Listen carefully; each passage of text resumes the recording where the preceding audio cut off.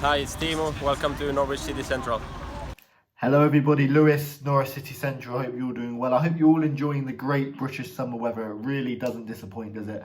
And yeah, in this video I thought I'd do a little bit of a transfer update. I haven't done too many videos kind of over the summer. I've kind of been relaxing and doing different things. But of course, when we get into August and we play Liverpool on the 14th of August, there will be plenty of content and plenty of videos. So do subscribe for match reviews, match previews, match day experiences. And I'm sure there's going to be some podcasts as well coming your way, which you will enjoy. But yeah, in this video, I thought I'd do a little bit of a transfer update. There's been a few players who have departed the club and a few players who have come in. And this is just kind of my overall roundup. And I'd love to hear your thoughts so far on the transfer window so far as a whole. You know, we've still got, plenty more weeks of transfers to kind of conclude and to be done, and I'm sure there's going to be plenty of twists. It's kind of been a bonkers transfer window already. Of course, losing Emi Buendia, which was a massive blow, and someone I was really gutted to lose, and someone I think we should have done everything at the club to keep.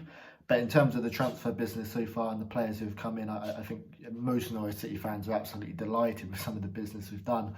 And yeah, it's going to be a really, really interesting transfer window to ensure Norwich City survive, because our transfer window last year in the summer was not good enough. And I think Sam Byron was probably our only good signing we made in the end. And he even then, you know, he spends more time on the sick beds, as you were. So it's really important that we have, you know, a successful transfer window and make sure we get the right players. The most notable player we've signed, of course, is Milot Rashica on a £9.5 million deal. And wow, this is quite an exceptional deal. I've already done a video about it, so please feel free to check it out. And yeah, it comes with a lot of Bundesliga experience, getting close to double-digit hauls, and looks like a really exciting player. And I'm sure someone who's gonna light up the Premier League. So I'm really excited about that one. Of course, Angus Gunn has signed. He's come home. There's a brilliant chart about Angus, and he spent a few years away from Daniel Farke in Norwich now, and his career's been really disappointing since he left Norwich. You know, Southampton signed him on a £15 million deal, which is just bonkers money. I don't think Norwich would spend that money on him now, even if they had a lot of money to spend. And yeah, since he went to Southampton, it didn't really work out for him. He went on loan at Stoke, didn't work out there. And he's someone with enormous potential, but he's made quite a few mistakes. So I'm sure at Norwich, you know, under our brilliant goalkeeping staff, and you know, look what they did to Tim Krul, I'm sure he's going to come good. But in terms of other signings, you know, there's been some talks here and there. Christian Ajer, a centre-back's probably needed. Another midfielder's needed. There's talks maybe about a new number 10, but the big signing which Norwich City look to make, and of course this is the title of the video, and what a signing this is, a loan deal for Chelsea's Billy Gilmour, and just wow, what a fantastic deal this will be. There's lots of clubs who have been interested in Billy Gilmour, and he's really starting at such a young age, starting to make an enormous reputation for himself in the short amount of games he plays. You know, Chelsea fans absolutely love him. And of course, yeah, lots of clubs have been interested in him. Rangers have been interested, Wolves have been interested, and yeah, not just clubs in England, but around Europe as well. And Norwich City look like they're going to be getting the signature of Billy Gilmour, which is just sensational. And there's two reasons why this is happening. One, which is probably the most notable, is the Daniel Farke Thomas Tuchel connection. Thomas Tuchel and Daniel Farke worked together at Borussia Dortmund several years back now. Daniel Farke was the reserves coach, and I'm sure that played a massive part. But also Norwich are known for, over the last few years, developing youngsters, and I'm sure that's played a massive part too. I think there's really, really close comparisons we can make with Billy Gilmour and Oliver Skipp. Oliver Skipp is someone Norwich City fans were desperate to get back on a loan deal or possibly a permanent deal. But for me, I think that looks very unlikely if Billy Gilmour does sign. In terms of the latest on Billy Gilmour, he does look, there are reports that he's having his medical, and it looks very likely, unless the deal is hijacked very late, that Billy Gilmour will join Norwich, which is again just brilliant. But yeah, as I was saying about Oliver Skipp, it's a really interesting one. I think Norwich City fans really wanted Oliver Skipp to come back.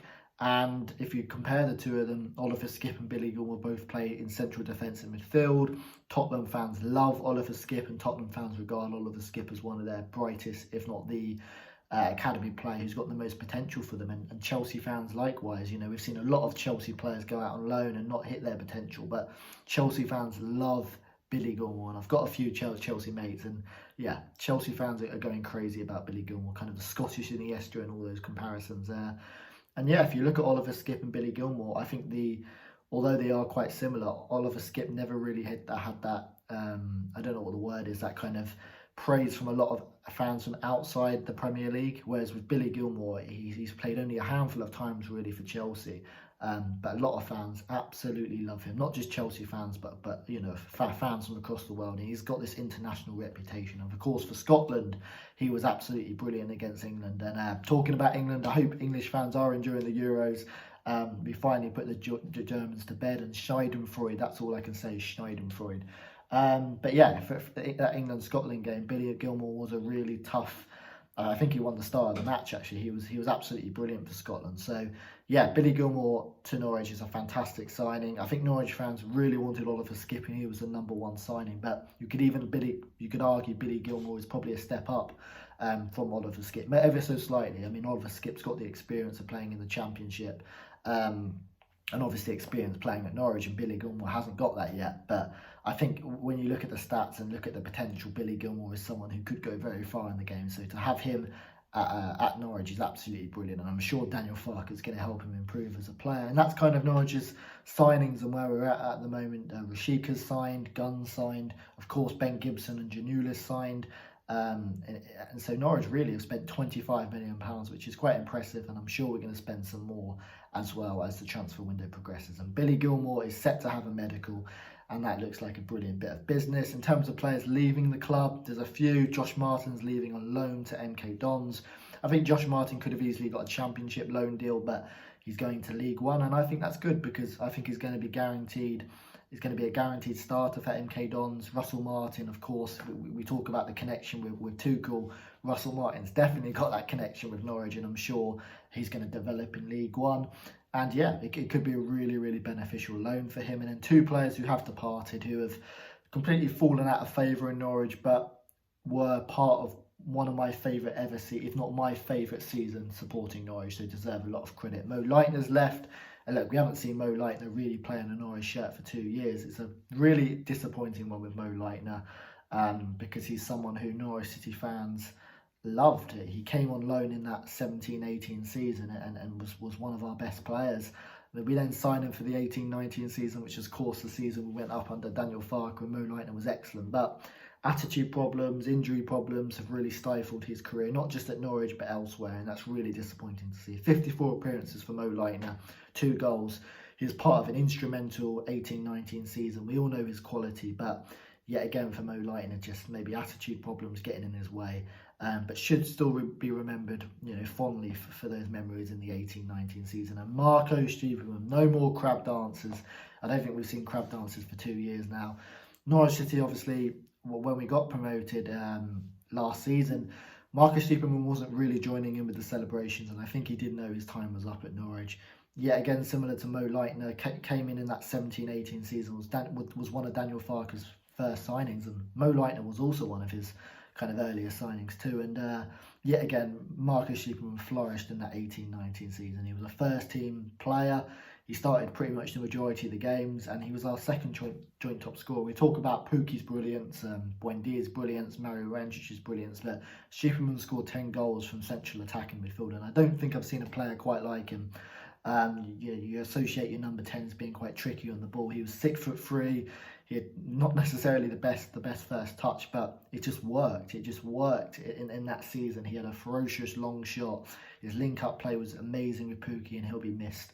Yet again, similar to Mo Leitner, didn't have any attitude problems, but that quality wasn't there in the Premier League and featured not really enough to kind of warrant a stay. So Stiepermann, Mo Leitner have left, and yeah, I wish them all the best in their career. But in terms of what's happening now at Norwich, some really exciting signings. Gibson and Janulis, of course, signed, and we lost Buendia, which was really, really, disappointing. But the signings of Rashika, the signings of Gunn, and Billy Gilmour has given Norwich City fans a lot to get excited about. And yeah, as the season goes on, the transfer window goes on, fingers crossed we're going to be more hopeful of staying up in the Premier League.